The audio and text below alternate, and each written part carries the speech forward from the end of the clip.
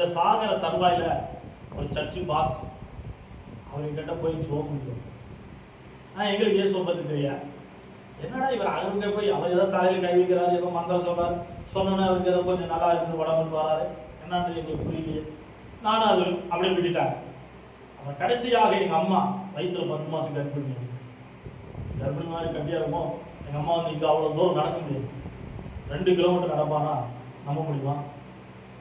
நம்பவே முடியாது. எங்கனாலே 2 கிலோமீட்டர் எங்கள் ஊரில் சர்ச்சுக்கு இருப்பேன்னா அந்த ஊரில் சர்ச்சுக்கு போகணும், காவேரி ரோடு அங்கே போகணும் சர்ச்சுக்கு.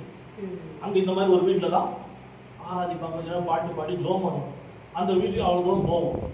எனக்கு ஒரு ஆச்சரியம், என்ன இந்த அம்மா இங்கேருந்து அவ்வளோ தூரம் நடக்க முடியாது, உட்காந்து நடக்கும், அவ்வளோ தூரம் மட்டும் போயிட்டு வருது. போகும்போது போயிடும், எப்படியும் நான் வரும்போது உட்காந்து தான் வரும். ஏன்னா அவ்வளோ பெலன் இல்லை, மூச்சு வேணும், மூச்சு வாங்கி அவ்வளோ நெட்டு. ஆனால் என்னன்னா ஒரு ஹாஸ்பிட்டலுக்கு போனாலும் அவன் என்ன பண்ணுவான், எழுதி மட்டும் கையில் கொடுத்துருவான், இந்த மாத்திரை சாப்பிட்டதுனால இன்னும் எரிச்சல், இன்னும் கஷ்டம். இப்போ இந்த கஷ்டத்தை போகிறதுக்கு உண்டான வழி எங்க, யார் சொல்றது, யாருமே தெரியும். அதுக்கப்புறம் தான் எங்கள் அம்மா இயேசுவை ஏற்றுனாங்க. இயேசுவை நம்ப ஆரம்பித்தேன்.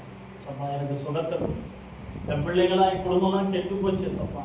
நான் நல்லா இந்த காலத்தில் எல்லாருமே எங்களை பார்த்தாங்க, நாங்கள் எல்லாரையும் பார்த்தோம்.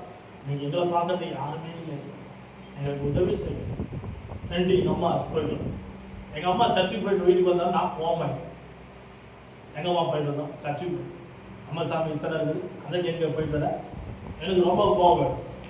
ஏன்னா நான் முனிப்பு கோயில் பூசை, ஒரு பூசேரியா இருக்கிறவங்க எப்படி இருப்பான், இது நான் பார்க்காத தெய்வமா, அந்த தெய்வத்தை பூசை ஒரு தெய்வம் சொல்லியா, இப்படிலாம் சில நேரத்தில் போவோம்.